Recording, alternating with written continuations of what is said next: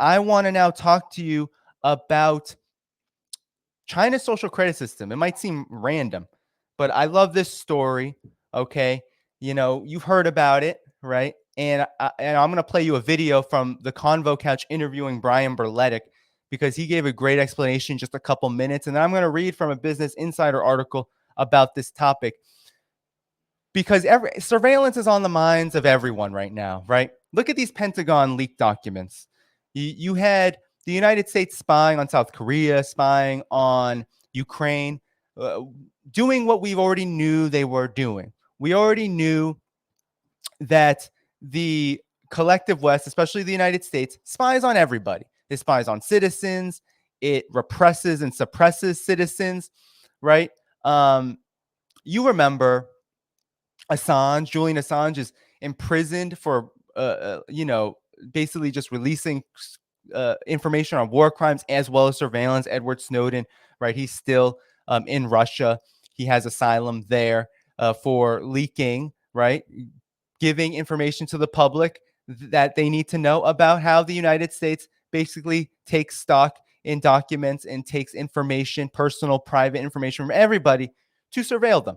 Right? We've known that the global war on terror has been a surveillance regime. It's been a massive escalation of war on civil liberties, all of that. If you've been following reality, if you've been following the situation closely, if you've been following how the United States has responded, how it has responded to this post-Soviet period, you've known that surveillance has been a huge part of its mechanism for social control, geopolitical control, all of it for domination globally and domestically, to be able to assert its interests, and its interests namely being the endless wars, the profiteering, all of it for the tiny few oligarchs and monopolies and corporations.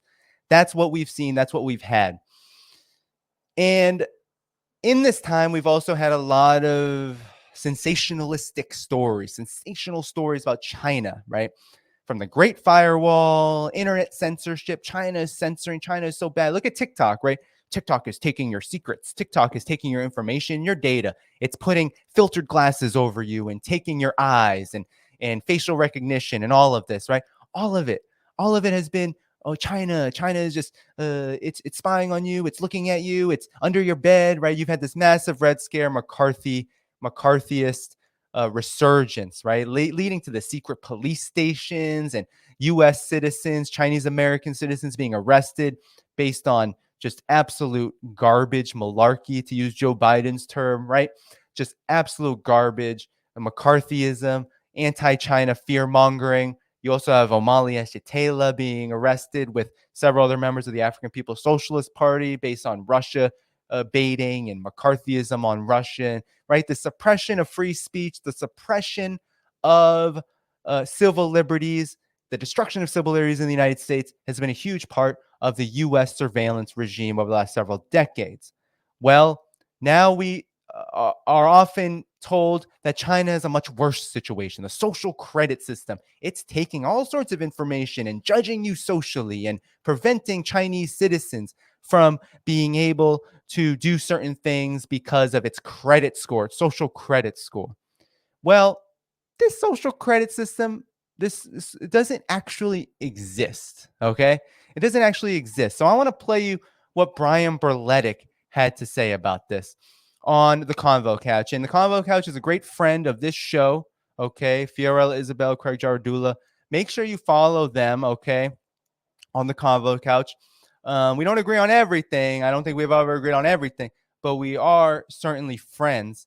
And they had a really great conversation with Brian Berletic, and it's only a couple minutes on this topic, but I want to show you what he had to say about this, and I'm going to show you a key article in Western corporate media that exposes and that proves Brian Berletic right here, that exposes how this social credit system actually doesn't exist, and that much of what you hear about China is actually just propaganda. So here we go. Okay, I'm going to play it for you right about now. Here we go.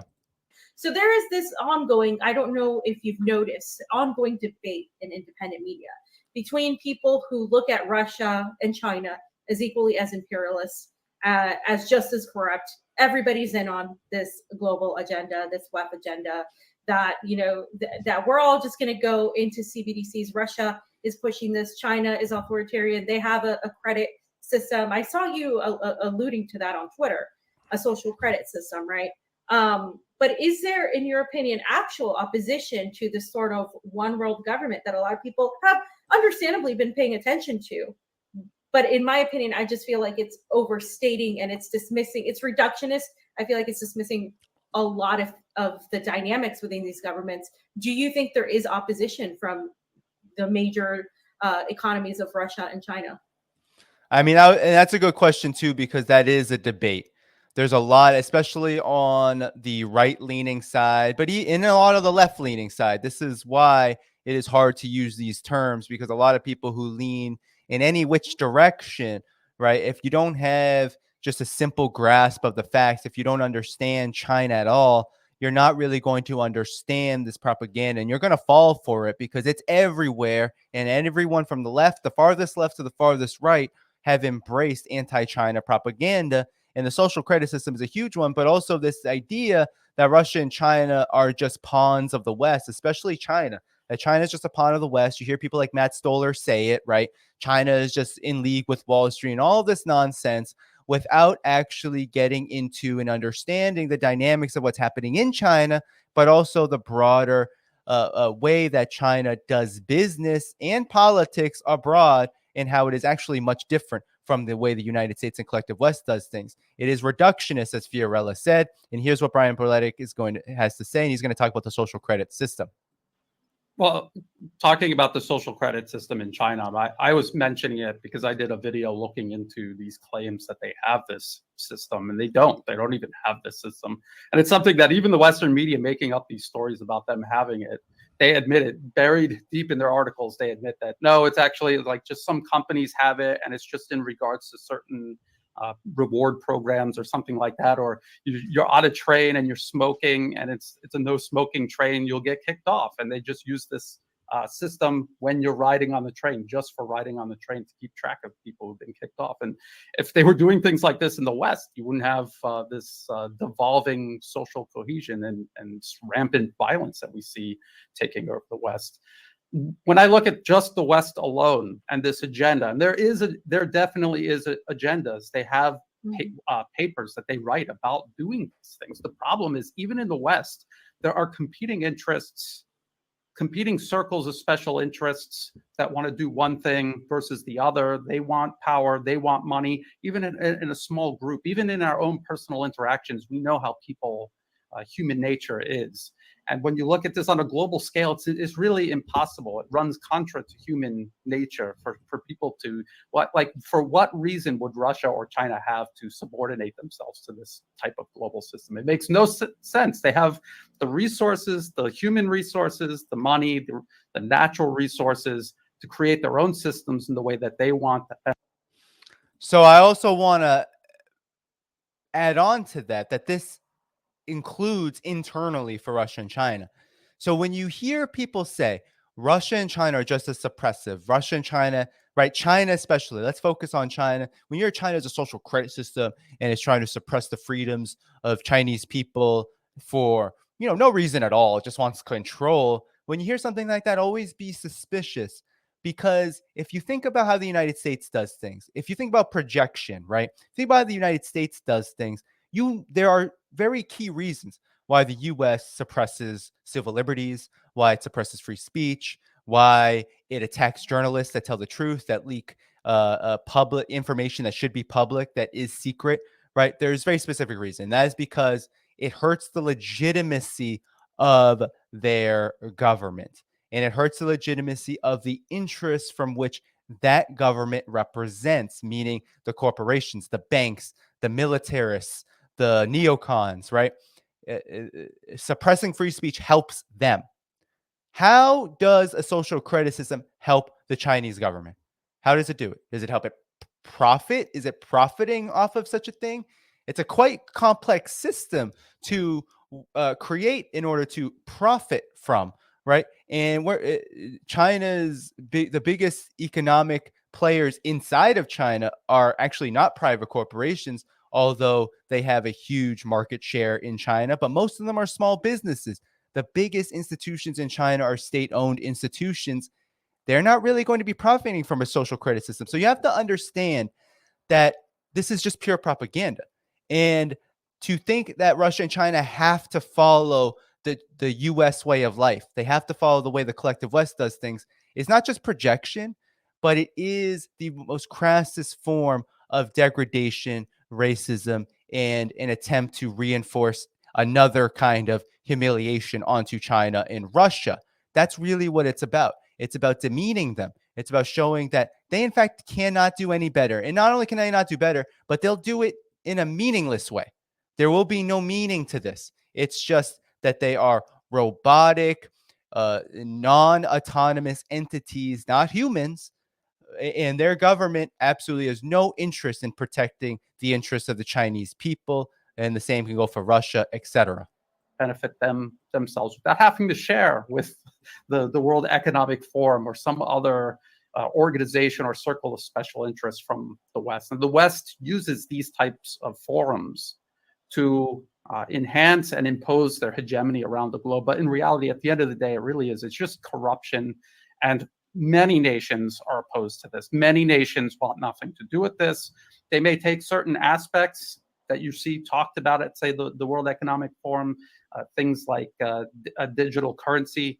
They want to use it in their own way for themselves in their country. They don't want to link it into this. There's always the danger that you get all of these systems set up in the respective countries, and then someone comes along and links them all together, of course, and people should be vigilant with that. But I just, having studied these people, reading these policy papers, following the think tanks, looking at who these people are as human beings, there's nothing spectacular or exceptional about them, and I don't believe they have it in them to create this. They may want to, but I don't think that they can. So he's talking about the World Economic Forum and how, this one world government narrative and how WEF is doing that. And Brian Berletic is skeptical that it is that powerful. And my opinion on the World Economic Forum is that it really is just another tool of Western and imperial domination. It is meant to actually rebrand full privatization and full scale domination, right? Especially on the side of hegemony and U.S. hegemony, that it really is a rebrand. And so, China has participated in this forum, but China participates in a lot of Western like the World Trade Organization, for example. And the reason why it does is because China has had a model of adopting Western mechanisms into its own system. So integrating them and then using them for their own purposes. And that can be a little hard for people to understand. But the question here is the social credit system. Brian Berletic says it doesn't exist. And a lot of what you hear about China actually doesn't exist. It is just full-scale lies to tell you that China is just as bad, if not, and usually it's worse, right? It's supposed to be worse than the United States. And I want to share with you an explainer, and this is from last year, November. Okay, so I want to show you what they had to say. Actually, let me zoom this out because Business Insider has really bad formatting. But here's an explainer from Business Insider, and it's so interesting how they talk about the social credit system because they admit that it actually doesn't exist. So here we go. China's social credit system, and here you have it in quotes, ranks citizens and punishes them with throttled internet speeds and flight bans if the Communist Party deems them untrustworthy. So China has been rolling out a system that ranks its citizens. Sorry about that. China has been rolling out a system that ranks its citizens based on their social credit. People can be punished if they drive badly, buy too many video games, or steal. Oh, you don't say. People being punished for stealing. That is a really strange concept, isn't it? It's a unified nationwide system, but it is not a unified nationwide system, but China plans on eventually making it mandatory for everyone. So even in the headline, it's not a unified nationwide system.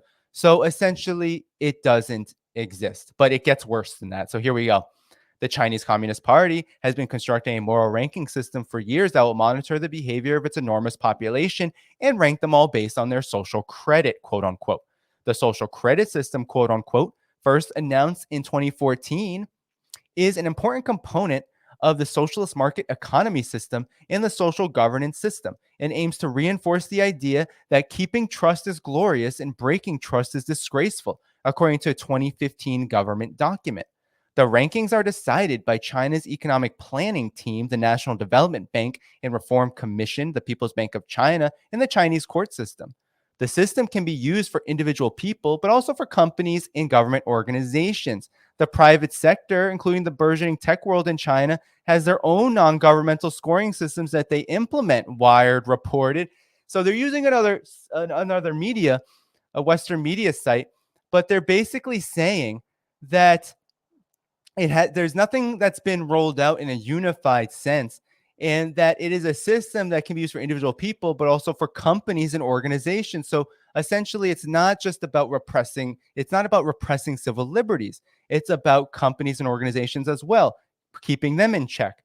And then it says the private sector has their own scoring system. So essentially, it is not just one social credit system. It's not just the bad Chinese government, that it is actually many different kinds of policies. So, for example, Sesame Credit, owned by Jack Ma's Ant Group, uses its own unofficial scoring system for employees, such as studying shopping habits, according to the think tank Metrics. The program has been piloted for millions. Oh, Merrick's, I mean. The program has been piloted for millions across the country in recent years, as CNBC reported, and was expected to become fully operational and integrated by 2020. But at the moment, the system is piecemeal and voluntary. Do you see that? Piecemeal and voluntary. So the social credit system is not a unified system. Many companies are just employing their own. This is actually a lot of employers actually do this worldwide to study, just how people behave so they can, sell certain products a certain way or whatever it may be. But it is voluntary. So it's not forced upon people, but voluntary. Since China doesn't have a central Since China doesn't have a central social credit system, many local government agencies have been experimenting with what the system could look like. So again, it's not a central system. It's not one unified system. It is simply non-existent. It is something that is actually more akin to what we have now in the United States, but actually even more, I would say, divided. It is not, in the United States, we have a credit score that the government essentially, monitors and regulates. It doesn't even regulate it. You have these private credit agencies that levy these scores. The government has very little regulations around this, but the banks essentially tell you what you can and cannot do based on that credit score. So this is even more, I guess, laissez-faire than that. This is more. There's more options. It's not a unified system. So right now, China does not use a central algorithm to measure credit worthiness. So it doesn't even have a central algorithm like the United States does. The United States does. It's a fairly low-tech method that has been conducted at times by information gatherers who walk around villages and write down its residents' good deeds. So tell me how nefarious a system like that is. Because all systems, even socialist, capitalist, all systems need incentives, right? All systems need incentives. There's always been a debate about that. Can you just purely operate an economy based on ideology? No, you can't. People need, right? If you think about capitalism, what's labor's biggest incentive? Not to die, right? Not to die, to get a wage, to be able to survive, to be able to maybe even eke out a decent standard of living. But you need incentives to do that. And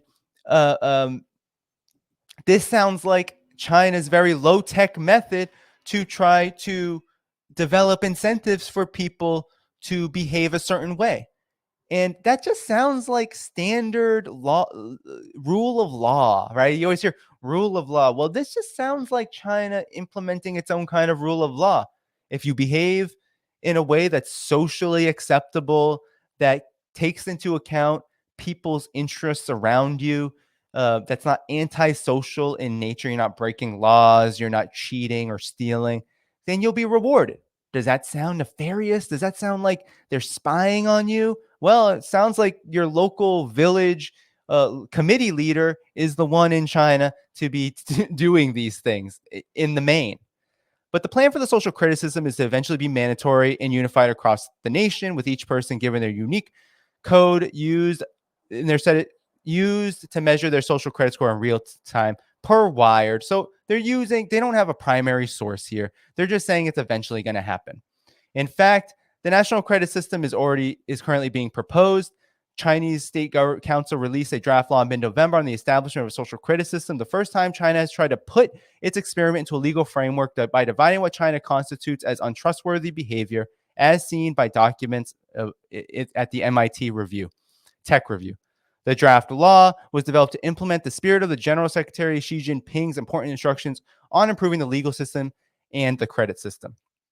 So bad driving and debt could get you downgraded in the social ranking system. So this happens everywhere. I mean, if you get into a car crash, what happens to your insurance, right? It goes up. You end up having to pay more in the long run. That is a type of social credit, isn't it? And that is exactly what China is seeking maybe to roll out. And then you also have smoking and non-smoking zones. Oh my gosh, smoking and non-smoking zones. That sounds like a terrible thing to do. Well, there's a lot of data now that says smoking cigarettes can cause harm, not only to people that do it, but also people that are around smoking. So it seems like China is just enforcing a pretty reasonable law. Buying too many video games. China has been looking at this addiction problem to video games that's all across the world, especially in the collective West and in China as well. And they are saying, well, we need to cut back on that. So kids shouldn't be playing as many video games. Doesn't mean they can't play any, but they shouldn't be getting addicted to them. Terrible, right? Isn't this horrible? And posting fake news online, specifically about terrorist attacks or airport security. Well, yeah, if you lie about threatening violence and all, then maybe you should be punished for that, right? This is all so common worldwide. Financial firms in particular can be punished for financial fraud, evasion of bank debts, insider trading, and the deployment of fake insurance policies, disinformation, and illegal fundraising. That just sounds like government regulation of business. Isn't that something that's just normal all across the world? It also sounds like something the United States really could use right now, given that U.S. Congress itself is insider trading as if it's just another branch of Wall Street. And it's having huge problems for people. And then it goes on talking about China has already started punishing people, restricting their travel, banning them from flights. Authorities banned people from purchasing flights 17.5 million times by the end of 2018. They also clamped down on luxury options. Many are barred from getting business class train tickets, and some are kept out of the best hotels. Okay, so if you break the law and you do things that aren't helpful to the broader society, then maybe you can't get on business class. Oh man, that is one of the worst, most authoritarian things you could ever do. In the United States, we have huge freedoms here. If you break the law here, you can go to prison forever and ever and ever, because the United States not only leads the world in prison population, but it leads the world in people sitting on death row and life sentences and all of that. Isn't it grand? U.S. freedom? It's much better than China's system. Whatever the United States is doing, China should do it. So sarcasm aside, right?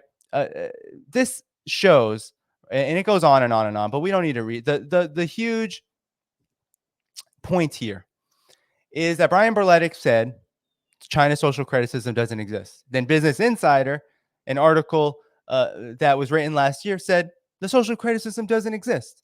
So it actually does not exist. And this is important. This is really important to understand when it comes to anti-China propaganda. It's not just a matter of whether we should be proving it or disproving it or what have you. It isn't a matter whether it's correct or whether it's not. It is a matter of a lot of it is just downright made up. So it's really hard to spend a lot of time on it. But when we actually get down to the details, you will see that a lot of anti-China propaganda is not just made up, but actually it is trying to grasp on to what is pretty reasonable policy, right? And you've seen this with China's poverty alleviation campaign. They've tried to make sinister claims about that. Of course, you know about China's COVID response, and we don't have to get too much into that, but all of it is to say is that China took its own kind of response, saved a lot of people's lives, and despite whatever you think about the methods they used, China's economy, regardless of whether you believe the numbers or you don't. So, right, there's a lot of COVID skepticism, and I'm not going to get too much into it because COVID is a sticky subject for platforms. But the fact of the matter is, China recovered faster than any other economy in the world during the pandemic. It did. It recovered faster than any other. So regardless of what you think about the methods or whether the numbers are correct or whatever, the point is that China is growing in a robust way right now, 4.5% in the first quarter of this year, right? It's 6%, 4 times higher than the United States.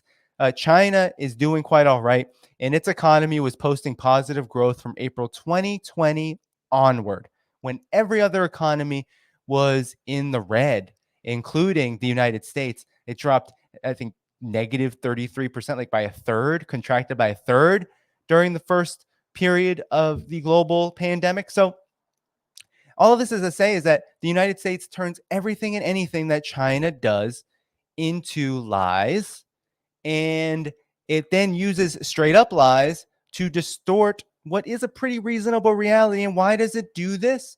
It's because there is an agenda here. The agenda is war. The agenda is war. The agenda is to vilify China, demonize China, so that you will go to war with the neocons, with the military industrial complex, with the two-party corporate duopoly, with the EU vassal states, with NATO, that you will go to war with them. You will march to war with China because China is eating the US's lunch. China surpassing the US economy, already has in purchasing power parity terms. It's going to do it in GDP terms by 2030. Mark that on your calendar. By 2030, it will be bigger. It could be before 2030. It could be the year 2030. But by 2030, China will be a bigger economy. But it's not just about China's economic growth. It's about the fact that China prioritizes a certain agenda that is antithetical to the U.S. hegemonic ambition. It is antithetical to U.S. unipolarity.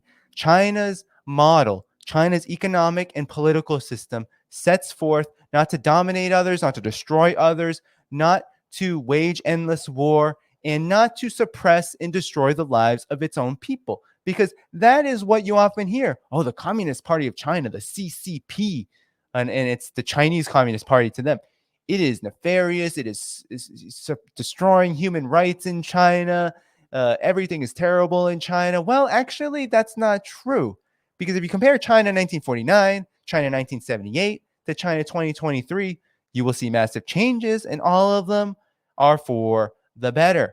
People live longer. People now live longer in China than in the United States.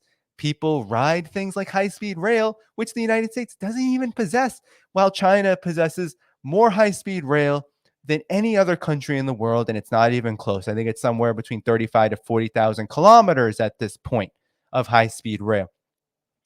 You have, high tech growing massively, but also you have living standards rising. That's often what's not talked about, because you've heard back in the day China and sweatshops and all of that.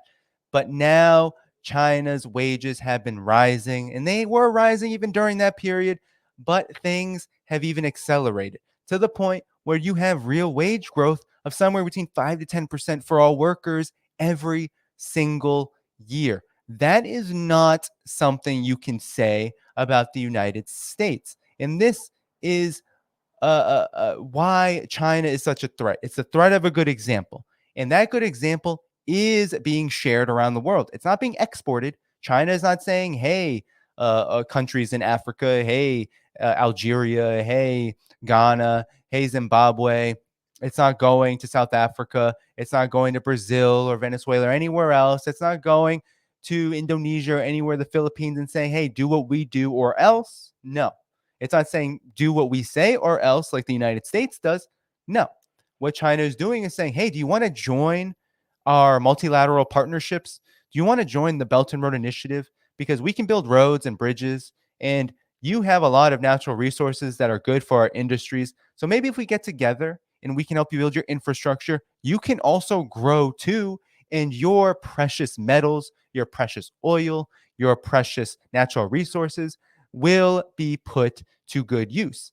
China has built Africa's electric grid. China has built Saudi Arabia's telecom grid. China has built Bolivia's internet, right? China has done all of these things, and that's a bad that is bad for the United States, because now China is so influential that Saudi Arabia and Iran are brokering peace agreements in China.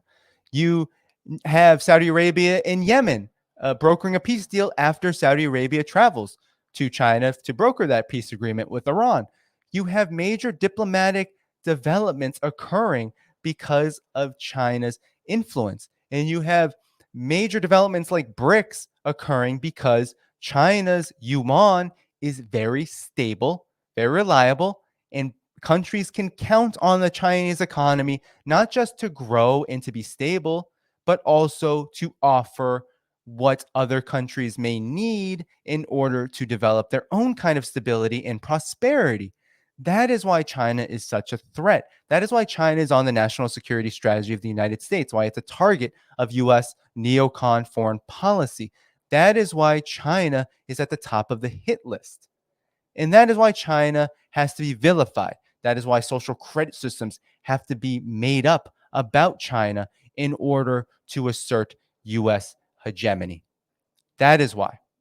And it's not because China is so nefarious or that there's a social credit system looking to steal everyone's faces. The United States is already doing all of these things. The US is doing it, and it's worse than what they say about China. This is what blows my mind, is that everything that's said about China is actually worse already in the US and the collective West, whether it's surveillance, incarceration, genocide, right? Genocide is maybe being committed in China, allegedly being committed in China, never any proof. And then you have far right fundamentalists, these like fascistic fundamentalists spreading this propaganda. And then you come to learn that the United States is founded on genocide, and it's committing genocide every day in the US. It's committing genocide every day around the world, just for the sheer fact that it is organized to uh, maintain and expand unipolarity and to increase the profit share and the market share of oligarchs, corporate oligarchs. That's the system we have, a neoliberal corporate oligarchy controlled by or administered by neocon war hawks that are seeking to satisfy their paymasters. That's the system we have in the United States. And to deflect onto China is very useful because not only does it satisfy foreign policy objectives, but it can also get the public, the general population, especially those who are suffering the most, to think that they have an enemy that is far, far away, that they can be concerned about more so than the one that exists right at home. And that's why the social credit system is a constant point of emphasis for the propagandists and the misinformation spin artists in the Western mainstream media, in the US and collective West political establishment.